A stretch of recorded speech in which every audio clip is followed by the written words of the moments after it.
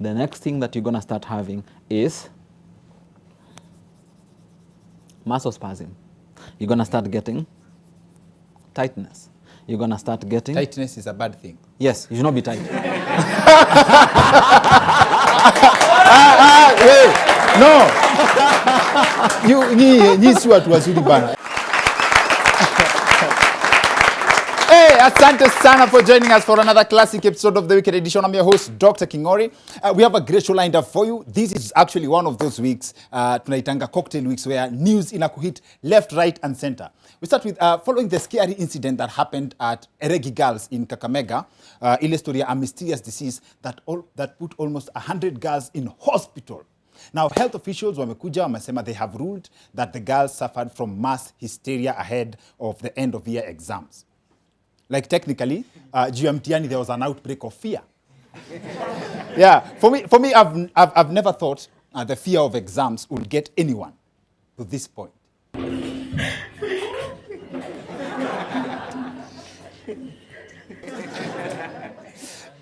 After these videos hit the internet, the parents wali jammed, they stormed the principal's office demanding answer. Because we kama mzazi, una imagine kuona mtoto wako wako hivi na uniform.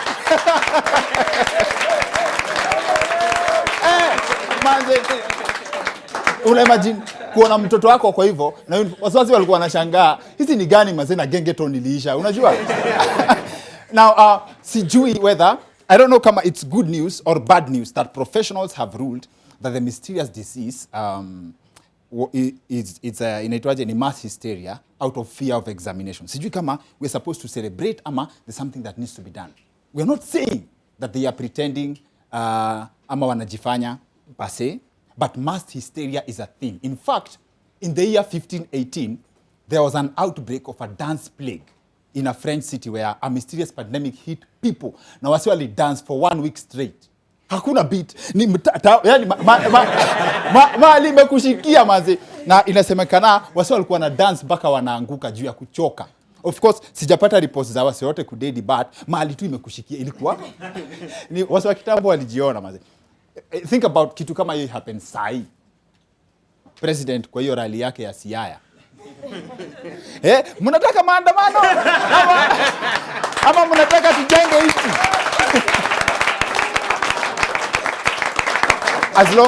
As long as hakuna mtu anaumia, that's something I'd love to see. Mnataka watu waendelee kuharibu mali ya umma?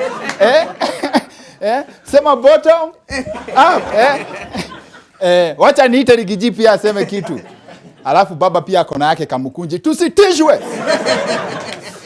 Anyway, moving on. Many are times that we've made jokes on this show about areas in Nairobi mali maze hakunanga maji, places zenye wase waonangi maji. I don't even need to mention umoja. In fact, kuna watu wanasema ukikutana na mlevi kwa barabara side za Umo, huyo ni either msee wa Kanjo ama ni cartel, because hizo area wao ndio ukata maji. Now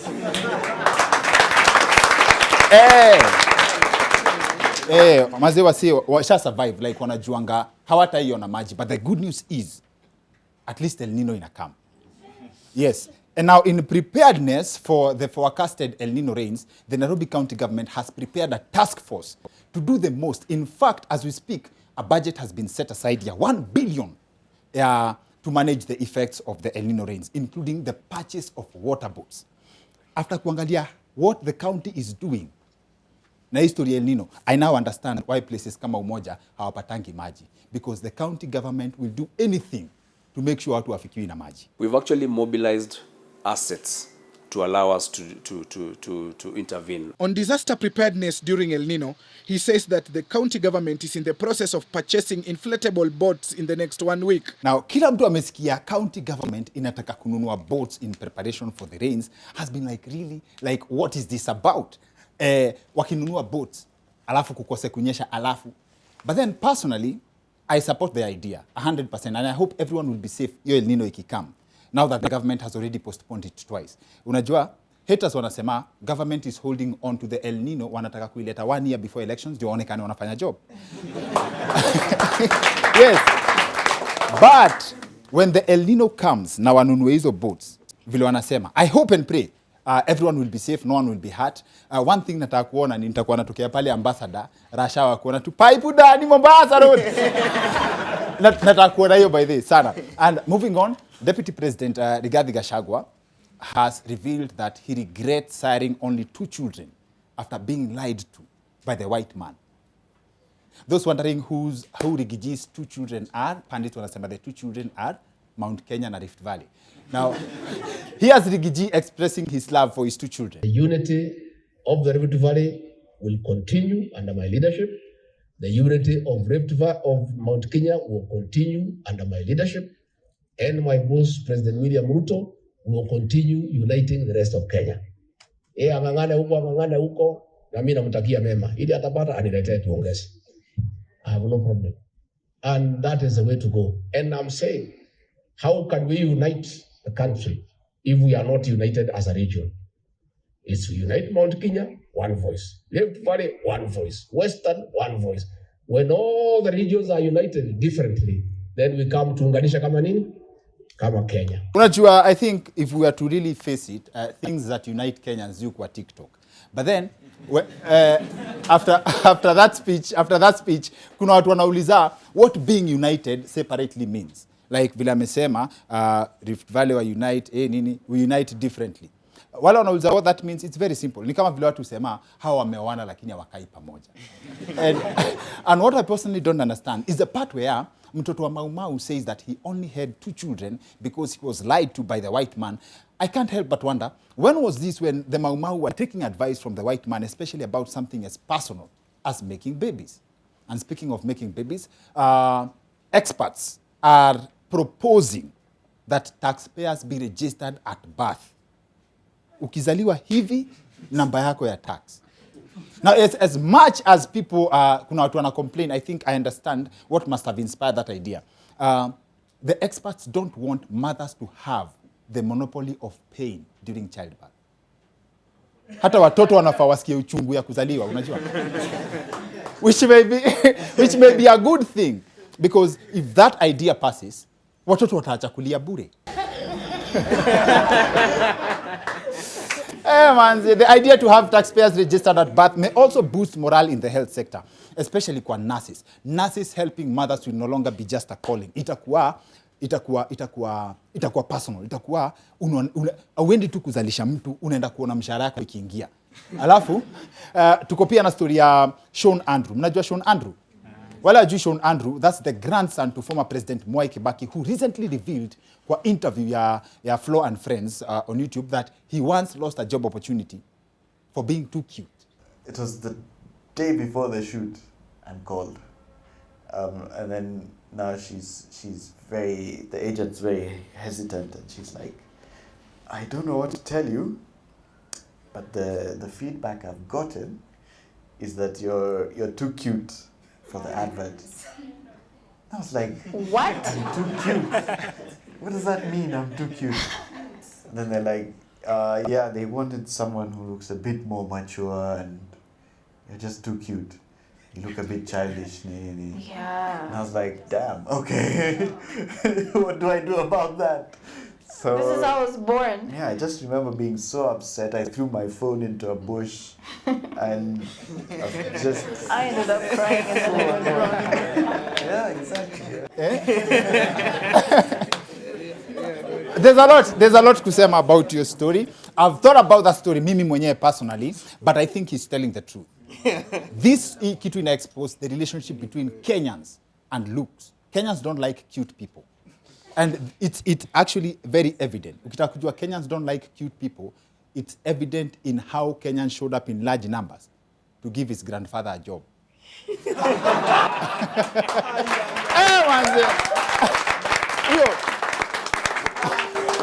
Huyo ni babu yake man.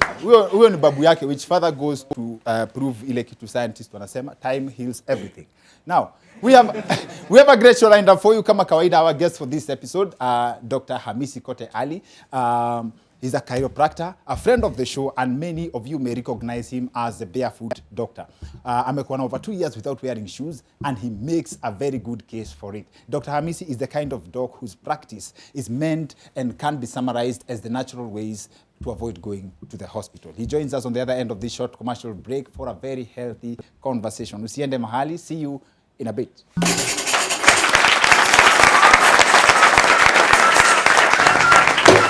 Asante sana. Welcome back to the weekend edition. I'm your host, Dr. Kingori. Our guest for this episode is a doctor of chiropractic medicine. His practice can basically be summarized as a practitioner whose job is to make sure or to help you avoid going to hospital.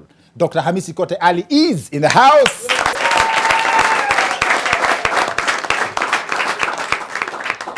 Asante sana. Dr. Hamisi Kote Ali is also known as the barefoot doctor, with over 3 years akitembea bila viatu. And I was very curious to ask him this directly. Karibu sana, Doc, kwanza. Thank you so much.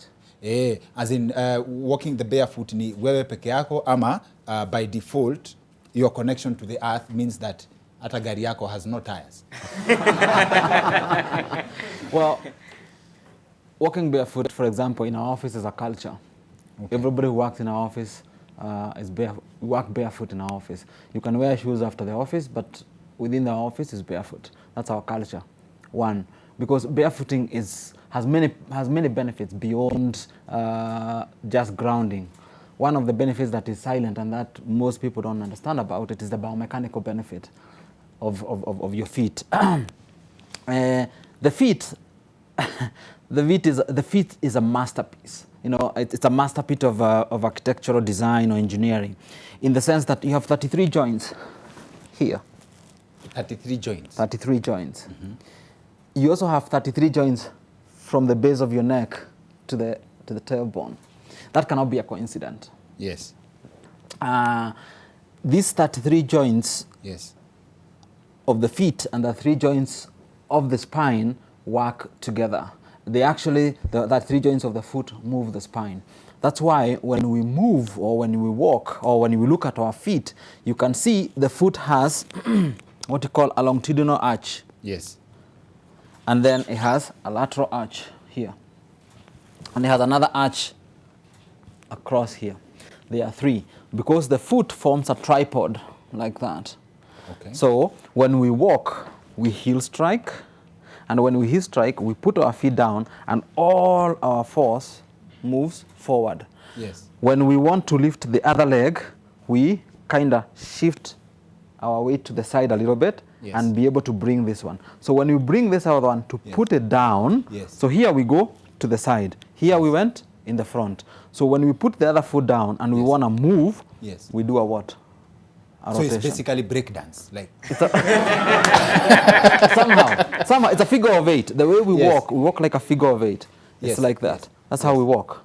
So when we walk barefoot, therefore, our feet are able to maintain a web, you know, an open web, like a guitar, because our muscles of the body through the fascia connection are tied into the small bones, into the toes, into the hand, you know, and whenever this tension within the toes of the hand, of the feet is compromised, for example, because of the shoe we wear, most of us wear very tight shoes like your shoes, very tight shoes. Yes. When we wear these very tight shoes, what we do is like having a spacer in your car. When you have a spacer in your car, you affect the balance, yeah, you affect the stability of the car. Yes. When we do that, we block some of the joints from moving the way they should move freely. So where does that force go? That force comes here. To the knees. To the knees. Okay. The force will come to the knees, and then from the knees will come to the hips. From the hip, it will go to the back. From the back, it will go to the neck. From the neck, migraine, eye issues, tingling, numbness. All these things will happen whenever you have a block or a stiffness or a tightening in the foot. This is so because the human body has something like a band here, mm-hmm, here, and another band here. Yes. It's called a retinacula. Yes. A retinacula is, you know, in modern medicine, they look at it as for supporting the tendons, not to move. But that is just a very simple function, and it's an obvious function. The retinacula has more function than just holding the tendons together. One of the functions that is very key is proprioception. So whenever we move, the body needs to, when we put our foot down, because our foot is like an aerial, it's like an antenna. When you put it down, it needs to communicate to the brain, in the central nervous system, where your foot is in space, even if you're walking with your eyes closed. Therefore, proprioception is a key function of the foot and the retinacular, number one. Number two, also being like a steering. Whenever we move, like I was showing you the movement, it's what allows these joints to move and allow the body to move in the different planes of motion. So whenever we have very stiff feet, we have cones in our toes, we have toes that are climbing on each other, we have bunions, or rather we have bunions or things in blisters in our feet on the bottom. We have heel spur, we have calcaneal pain, we have plantar fasciitis. All these things, whenever we have them here, you can take it to the bank. We also have them on the back, or we have them in the head, or we have them in the neck. Okay. So when we are looking at the foot, it's bigger than just grounding. It's a bigger architectural masterpiece. I admire your mastery of the joints, like in the body. Like the foot has 33 joints, and all I can name is external joints. I don't know any other than easily. I know external joints, one of which couples are using now. Meskia joint statement. But then on the show today, you've come with a meat person. Yes. And this is technically to demonstrate or to give us an impression of what goes on inside the body, right? Yes. For the meat person, just to ask a question on the design, hii design haina a way to tell the gender of... Oh. You see, what we have done with Umeangalia mara mbili. Whenever we are looking at the fascia system, or rather we are looking at where we are doing a dissection of a human body. So this is the fascia system. This is the fascia system. It's a replica of how the fascia would look in a muscle. When you have removed the skin, yes, and you have removed the skin, and you have removed all the fat around it, you'd be left with something like this. This is like close to what we see in diagrams when you say, oh, musculoskeletal system. This is what you would see. Like the next level of nudes. You can say that. You can say that actually. Yes, yes. Fascia is the new kid in medicine. It's the the new revolution. Yes. It's the new way of thinking. It's the missing, if you may, it's part of the missing link in medicine. Yes, because it's something that was studied thousands and thousands of years ago. In Chinese medicine, you can find around 1600 in the 16th century, people at the University of Padua called this. Yes. The fascia, yes, a human fabric. And it is a fabric. Why? Because each and everything within the human body, wherever it is, it's enveloped, it's covered, it's somehow connected by the connective tissue. According to you, what is a healthy human being? A healthy human being is a human being who is functional. What do I mean? Functional in the sense that you can do postural things. For example, you can squat. For example, you can bend to touch something. You can turn. You can lift your hands up. You can comb your hair without going like, eh, eh. Okay? That's number one. Number two. Twende pole pole. Yes. If you can squat, means you are healthy. If you can squat without pain. Have you seen the Squat King? Okay. Yes, just general squatting, like. Yes. General squatting. Okay. Okay. That's a function you can test. Okay. You can test a function like just even sight. You can test sight. How far can you see? Can you see long? Are you able to see distance and depth? Or not like, are you seeing anyone? Exactly. Okay. Yeah. So functional is very, very important. And what I did is I brought something here to explain this functionality. Yes. And I have a chart here. This chart was created by a friend of mine. It's called Dr. Dave Major. Yes. And what we have here is it's a cross section of the human central nervous system, which is the brain and the spinal cord, if you may.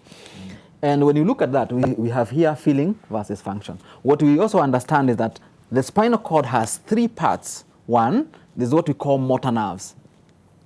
And there's what we call autonomic nerves. And there's what we call sensory nerves. Now let's break them down each at a time.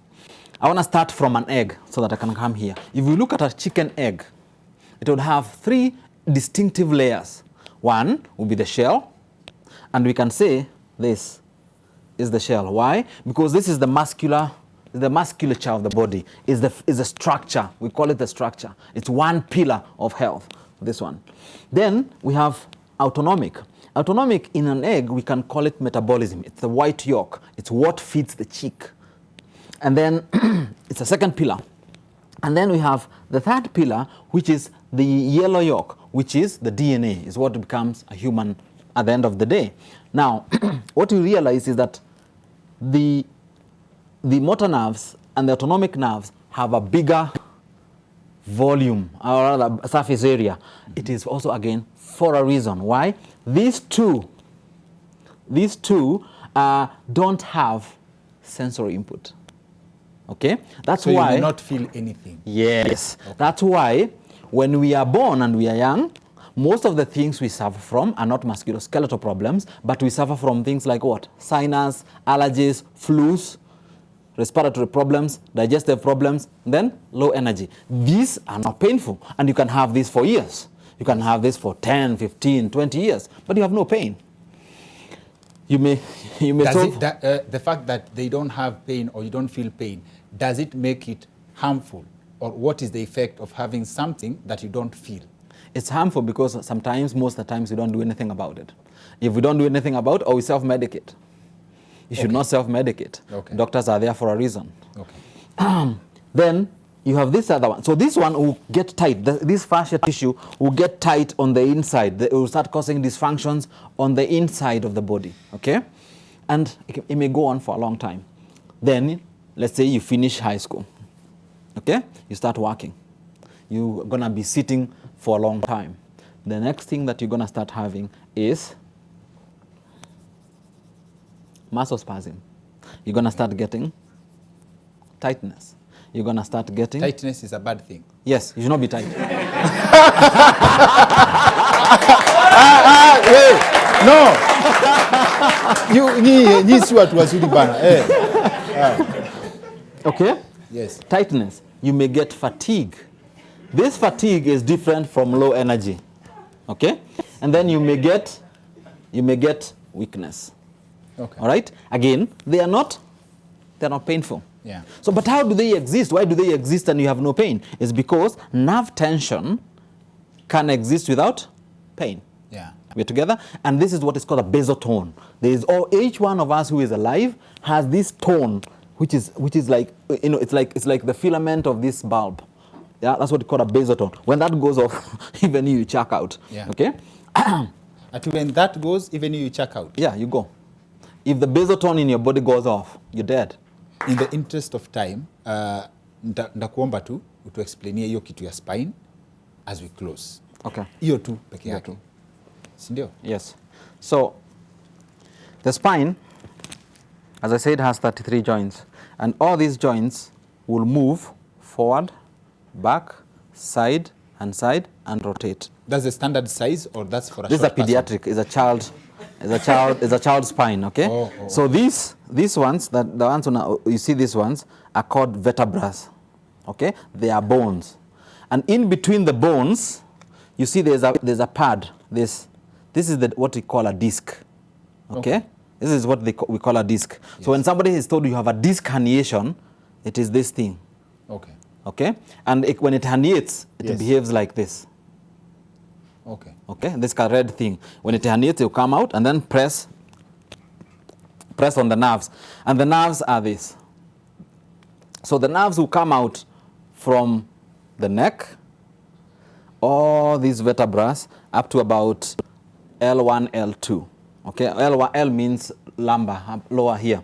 Okay? So the nerves will come out up to there. So every time, what you find is that the reason why we have a lot of backache in the lower back is because between the ribs, which is here and here, there's nothing other than this. The rest of it is meat. So this place is very mobile. So if the foot is stiff, all the movement will be compensated here. Yeah. Same thing with the neck. Okay. Okay? And the same thing happens to the shoulder and the hip. That's why a lot of arthritis and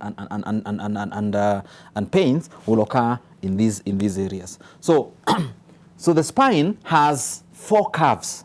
It has a curve here. It has a curve it has a curve here. Yes. It has another curve here at the back, and it has this other curve. These 3 curves, these 4 curves are our shock absorber. Okay. It's what makes us bounce. So when you wear shoes, you have no shock absorber. Okay. It's like you have with spacers in the feet. So then therefore, if we understand that, then we also know that here we have internal organs. You have the gut, you have the colon, you have the bladder, and maybe the uterus or the process for man. These 2 are attached on the inside onto the spine. Okay, from the inside. So it's like this, but the organs here, as you tupo store, yes, they are attached. Okay. Therefore, if you develop constipation for a long time, yes, you can also get back pains, and you can also have a disc herniation that will show on an X-ray on have back pain. You can treat this disc. If you don't treat the constipation, the back pain will never go away. Okay. All this information is available on the 16th of October? Yes, on the 16th of October, we are doing a barefoot walk at Karura Forest. We are inviting people who want to learn more about wellness. We'll have a talk. We'll do the walk. We'll teach people breathing. We'll teach people some Tai Chi. We'll talk about all these things that we have taught that are free. We'll show these to people in Karura and educate them on how they can take care of the spine. We have to give a shout to the team that was in today. They've made sure hakuna shot tumehata. First of all, give it up for our director, Jackie.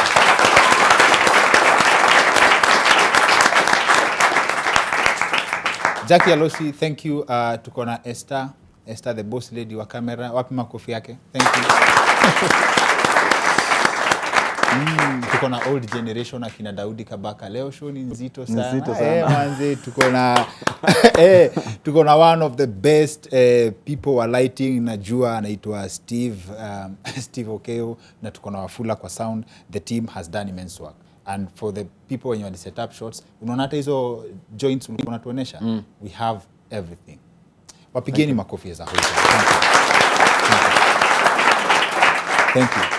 For this one, that's it for this week. My name is Dr. Kingori.